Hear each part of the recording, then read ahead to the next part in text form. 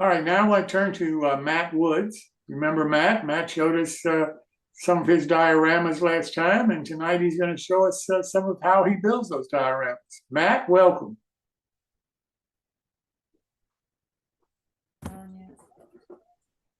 There he is. Oh, good evening, everyone.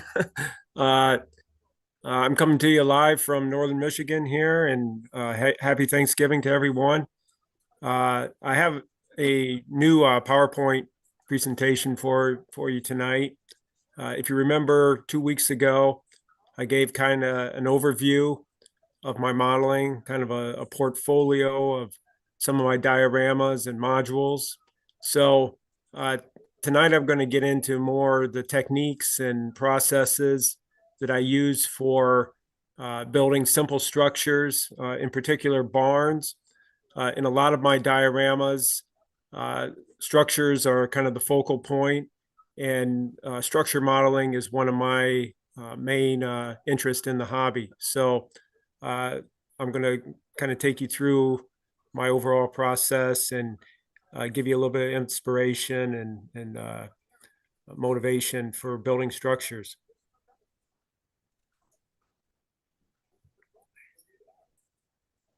Hang on here, just trying to find my PowerPoint presentation here.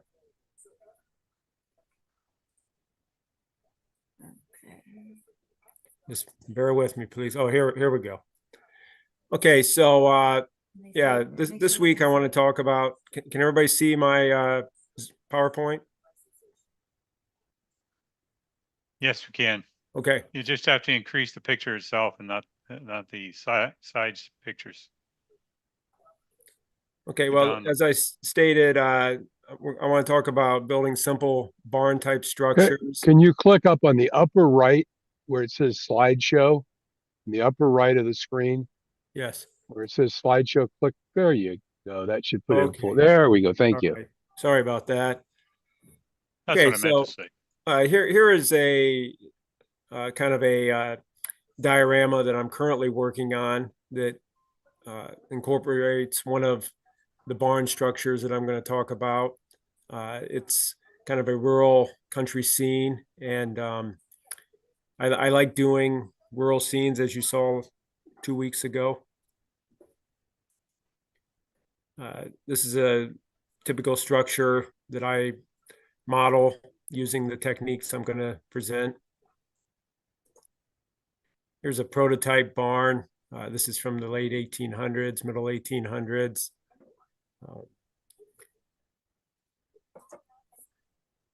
There's another structure using these techniques. This is a kind of a hay and coal and livestock dealer along the Ohio and Erie Canal.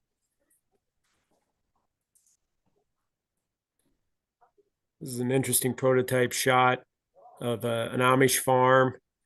This building, I have no idea what the history of it is, but there was actually a corn crib on the left side of it, and it would make a great model to build. The techniques I'm going to talk about, there's lots of different ways to build model structures, and you know, you can get very detailed in doing timber framing and going board by board and so forth. But the technique that I use principally is making a simple either styrene or mat board substructure. As you can see here, I have the basic walls of a small barn cut out of styrene, and then they're glued together into the basic building shape and heavily braced with styrene strip just to make a strong, stable substructure. Here is an instance where I'm using mat board or chipboard as a substructure. Again, the process involves cutting out the basic pieces that you need, typically 4 walls. And here I braced it pretty heavily with strip wood. After you build your basic substructure. And this technique can be applied to basically any type of building. I do a lot of nautical structures and, just any type of structure I'm building. You can apply this, but if you're going to use white styrene, it's good to paint everything flat black so that as you start to laminate the wooden strips that we're going to put on the substructure, you don't see any white shining through. Now, if you use black styrene or a black matte board, that wouldn't be necessary to paint the building or the substructure ahead of time. But definitely, if you're using a light colored material, it's good to paint everything flat black or a dark brown color. Here's another example of one of these basic buildings with a black mat board. I use black mat board in this instance. One thing I would emphasize that if you're going to have any door or window openings, that you cut those out before you start assembling the structure. If you're using commercial window or door castings, those dimensions of the cutouts would be whatever the commercial casting is. But it's a lot easier to cut those out before you start assembling the building. Now with styrene, the process of, make the dimensions of the cutout and then use a series of holes drilled around the perimeter of the opening and kind of cut it out and then file it down to make sure everything's even and smooth. With all my strip wood, most of my structures, I laminate either scale lumber or I use balsa planking that I cut from 1/32 stock, and I use Micromark Agent Easy to stain everything, so you can get a gray, highly weathered coloration. Here's a photo showing the laminating process using super glue. I use Loctite super glue to laminate the pieces onto the substructure. And it's just a matter of fitting and cutting, deciding how tall they need to be. Any of the overhangs or above the roof line, you can go along the edge of the roof line and trim it back. It doesn't look like much right now, but you'll see that it turns out pretty decent. This is actually a blacksmith shop. This is a prototype structure in a place called Roscoe Village in Ohio, near Coshocton, Ohio. This was on the Ohio and Erie Canal, and this structure still exists, the prototype. So it's a blacksmith shop. Here are some other examples of the substructure laminated with all the planking. In this case, this was actually the barn that was in that first slide. And in this instance, I stained all the planks after I adhered them to the building or to the substructure. And I'm using a little bit different process.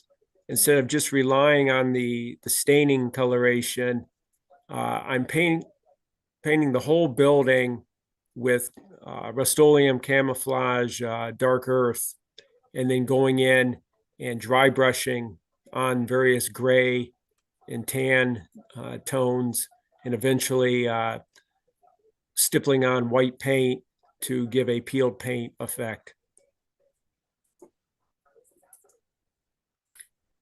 Now every structure needs roofing material, so many times I'll use black construction paper to simulate tar paper. Cut it into 3-foot scale strips, and then use a pounce wheel to put nail holes along the edges of the strips, and then dry brush pretty heavily with tan acrylic paint. In the right-hand photo, I'm actually making a slate roof out of individual pieces of paper using kind of a gray and greenish craft paper, and just applying the individual slates on, which is kind of a tedious process, but the results are pretty realistic. Here's another example using the construction paper, tar paper. This was black tar paper that I stippled on olive green paint, and then kind of along where I had made the holes, nail holes with the pounce wheel, I put some rust colored tones. So on the right is a roadside fruit market, and the other structure is a kind of a fish house along the shore of a lake. Another technique for roofing is a standing seam roof made from paper. In this case, I use kind of a rust colored craft paper and put one sheet cut to the dimensions of one of the roof panels, and then mark out the spacing for the seams and cut narrow strips of the paper from the same craft paper and glue those on with CA to simulate a standing seam roof. On the overhang, I'm using the tar paper.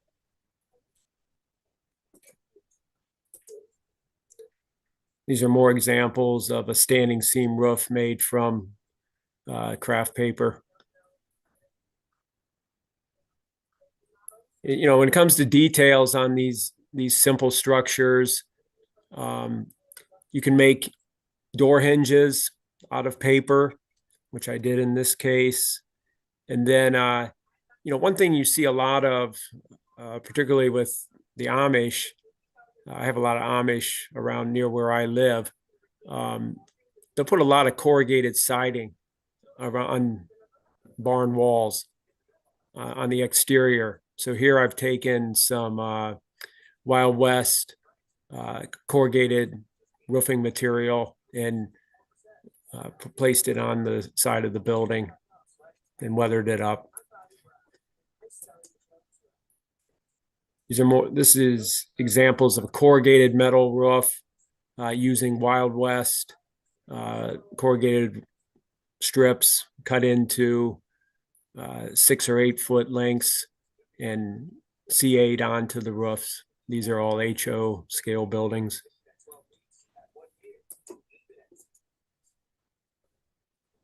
Here's just a little vignette, little diorama with an HO scale barn. Kind of a prototype photo of the types of structures that we're trying to simulate here.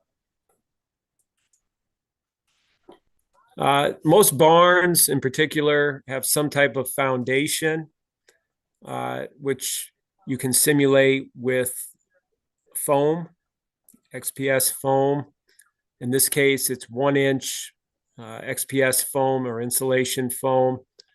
And this is our blacksmith shop. And what I do is take the foam and using like a pencil, draw in the stones. Like in this case, it would be a sandstone foundation.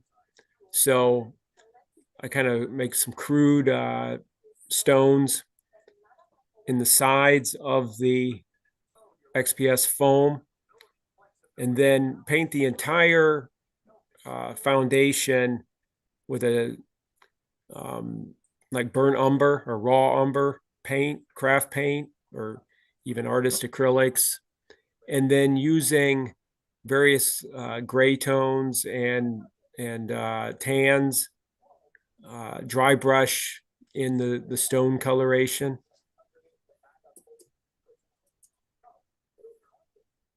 So here, just through a process of building up the color with these tans and grays, and then using some green to actually simulate moss formation along the lower edge of the stone foundation. And I've incorporated it into the scenery, actually planted it in using DOS air dry clay. So, you glue the foundation in place, the foam foundation, and then using this air dry clay, bring that clay up along the edges to make it look like it was actually built into the ground. And then the photo on the right, you can see what that looks like after it's been scenic. Here's another example of a barn using these techniques. And here I'm using 1/2-inch foam that you can only get this particular, it's foam core actually. It's a black foam core that I've only found at Hobby Lobby.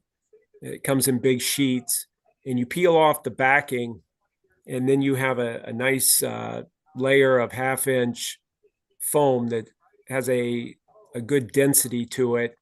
And you cut a piece to the size of the building, and then score in simple stones on the edges. And then what I forgot to mention on that previous example with the blacksmith shop, I covered the stones with Vallejo texture paste, and that gives more of a rock or stone type texture. And then I did the painting process. And in this case, I did that with the 1/2-inch foam using the Vallejo texture paste. And on the bottom right photo, you can see what that looks like incorporated into the scenery with a ramp made out of foam built up to the door. Here's another example of a structure using these simple techniques with mat board, and then the strip wood laminated onto the substructure. In this case, I cut out the window openings and door opening ahead of time, and used commercial castings, styrene castings. This is actually one of my favorite structures that I've done recently. Kind of a typical roadside fruit market. Here's that previous barn incorporated into a scenic diorama. They have a silo that is falling apart. And then here's an HO barn incorporated into a scenic environment. So, this is just some basic ideas on how to make simple structures, using a substructure and then laminating it with strip wood or balsa strips that are made from 1/32 stock. Any questions? Matt, I think it's fantastic. Thank you so much for showing us. I look forward to seeing you next time. Okay, thanks for having me. Thank you so very much. Beautiful structure.